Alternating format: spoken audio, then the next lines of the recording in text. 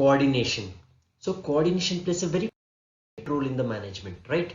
So in the same way as we have discussed in the previous video, so coordination, its meaning, definition, and all other techniques of coordination, everything we have discussed. So in this video we will be discussing about the next part of the management function, that is controlling.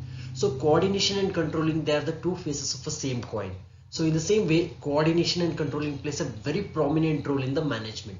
So without controlling, coordination cannot be done, and without the coordination, controlling cannot be done. Because to achieve the predetermined goals, controlling plays a very prominent role. So let's discuss further.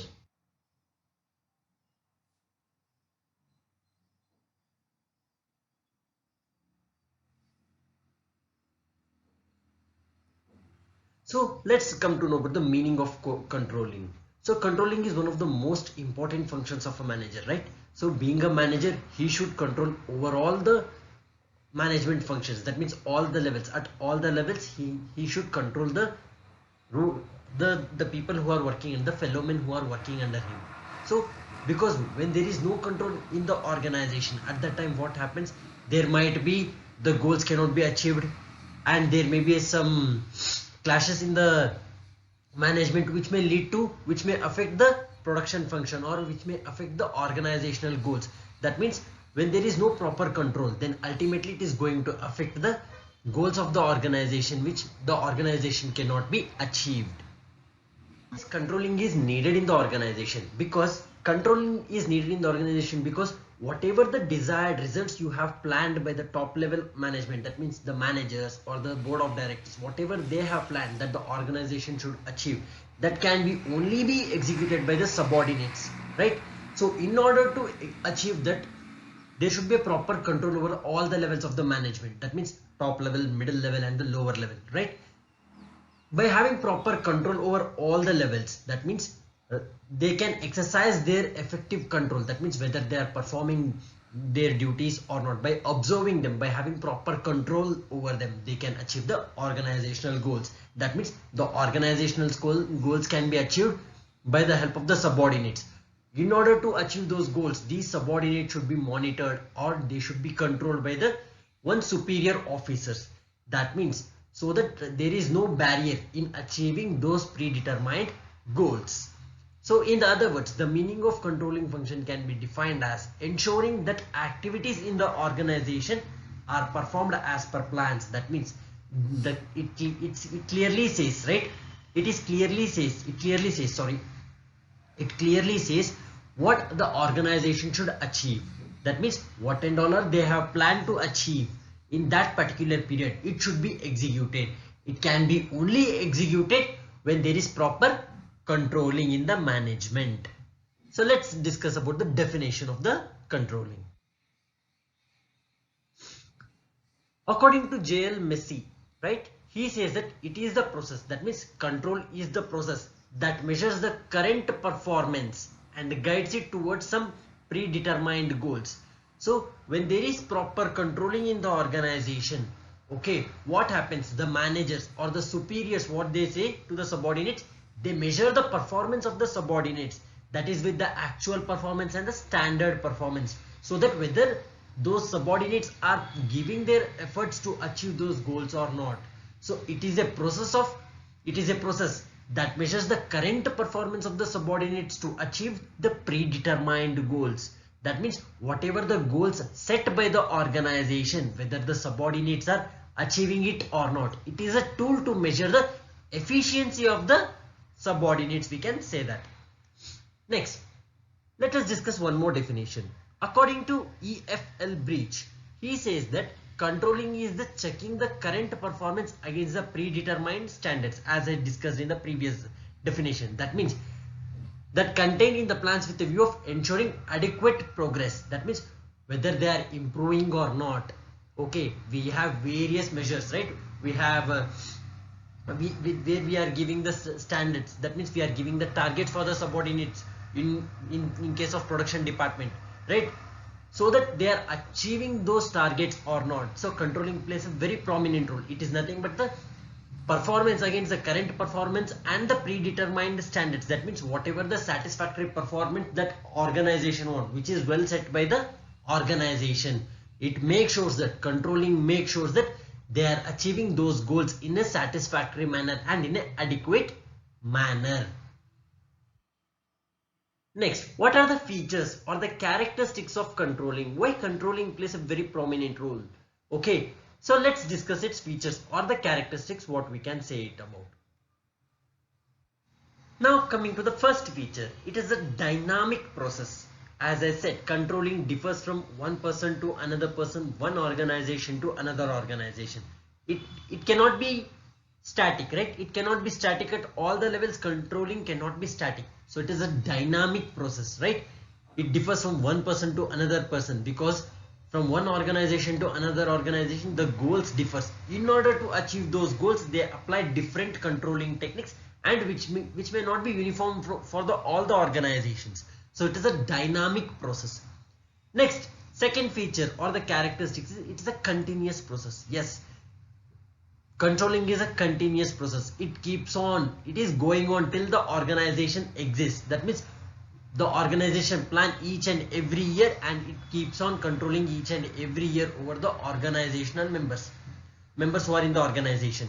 That means it is a continuous process where you are going to measure your standard performance with the actual performance. To achieve those goals, you are going to perform your task. That means the goals to be to attain those goals, you are going to do what I can say, you are going to achieve your goals by the subordinates. So through the help of controlling, you can achieve those goals in a continuous way. It is a continuous process because to achieve those goals, controlling is necessary.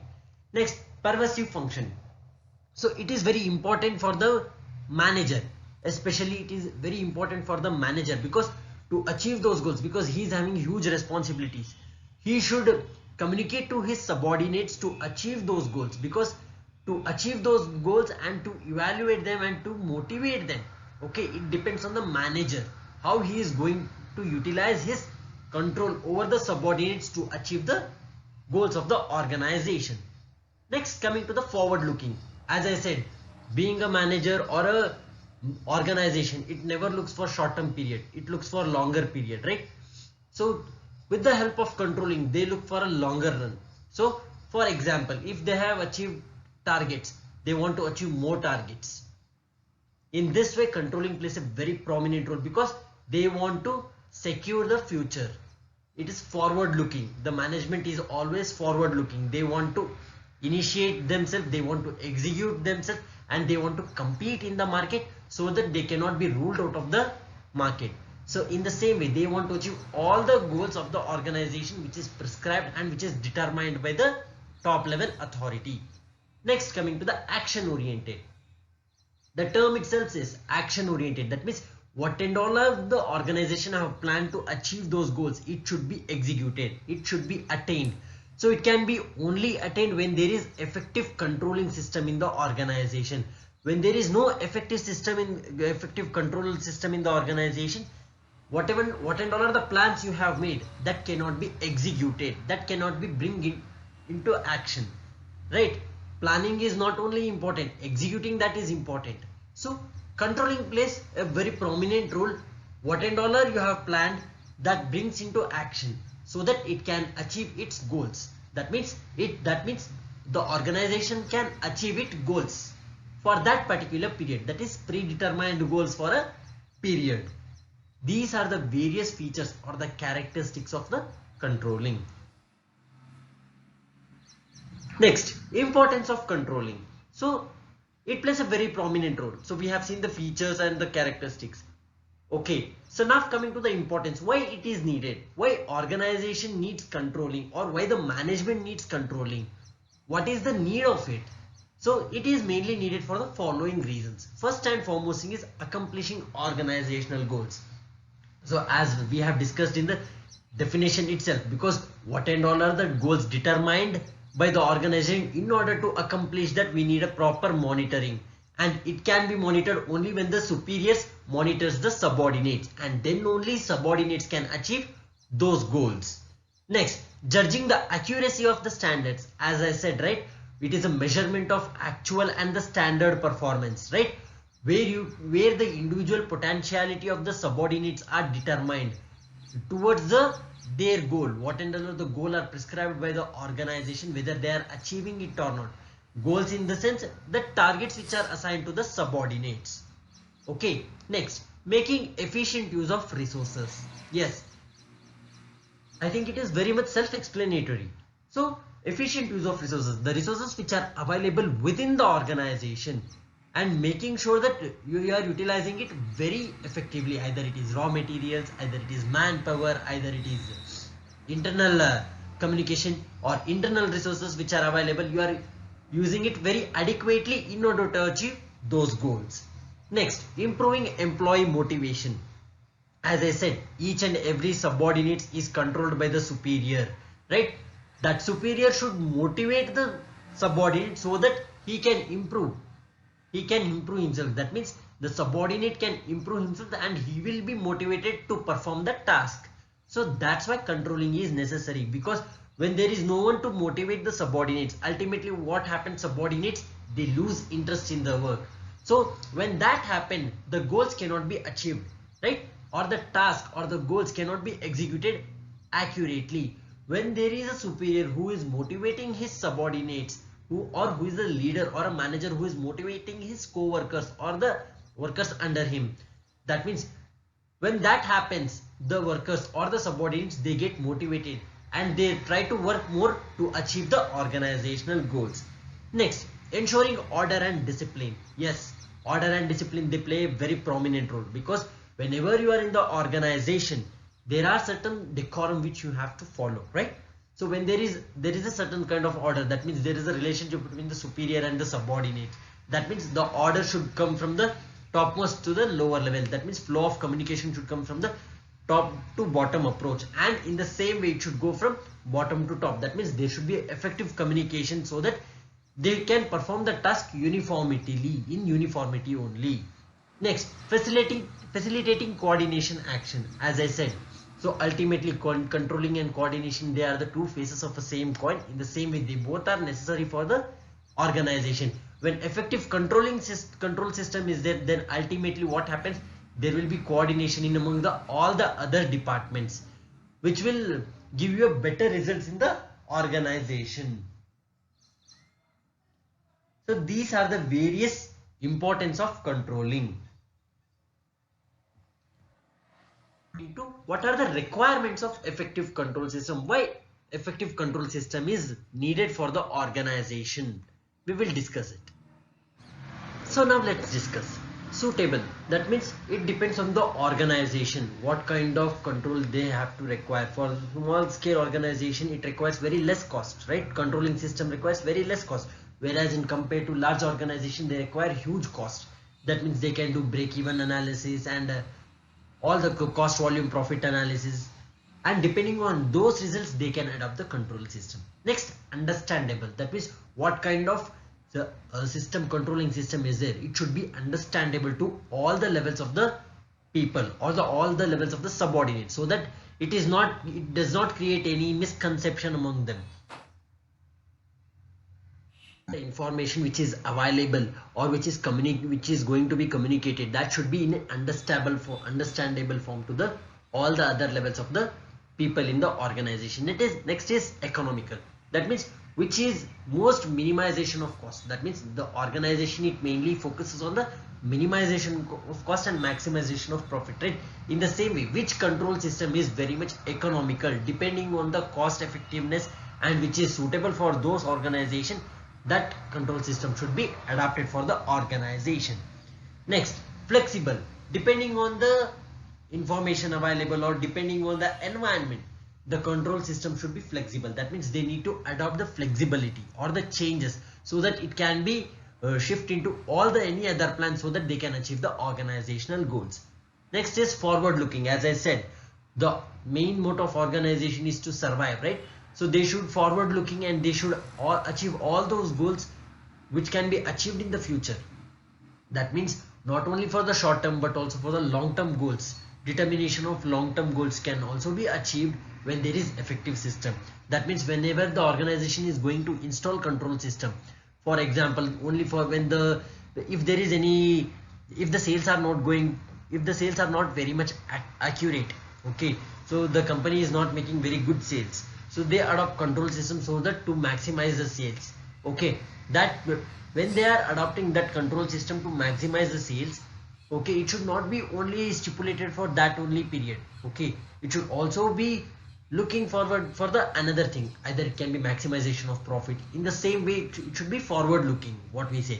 Next, organizational conformity. That means here the organization plays a very prominent role, and the organization should give confirm that they are following such an effective system and which is installed in the organization. Next comes objectivity. Objectivity plays a very prominent role because it is mainly relied on the objectives of the organization, what they want to achieve, or we can say the well established standards which is given by the organization or which is set by the organization. Suggestive of corrective actions, right? Suggestive of corrective action. So it happens only when there is a fail in the control system. That means only when the control system fails.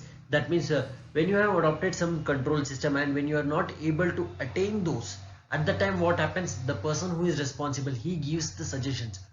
Okay, the managers or the superiors, that means for example, if manager is there, then the team lead will come and say that no, you have done a little bit of mistake, make sure that you correct this and you install this. So corrective actions or the corrective inputs is necessary whenever the organization goes in a wrong path or when the goals are not achieved.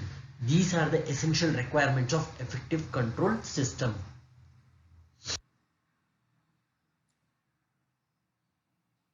Next is about process of controlling or the process of control, what we can say. So it is in 4 stages. First is establishment of standards. As I said, whatever the organization want to achieve, they should determine it, they should establish it. That means they have to set the targets. Next, measurement of actual performance. That means how much one individual can perform it. That means one individual can achieve it. Next is comparison of actual performance with the standards. As I said, you set a target, okay, the subordinates, he performs his task. That means the comparing the results of subordinates results with your standards one, so that whether it is meeting it or not. If it is meeting, you are going to take, it is executing. If it is not, you are going to take a action. That is what corrective action if necessary. That means if you are getting the desired results, you are going to execute it. If you are not getting the desired results, that means you are going to take corrective actions in so that you can achieve those targets. These are the process. First you establish your standards. That means you set a target.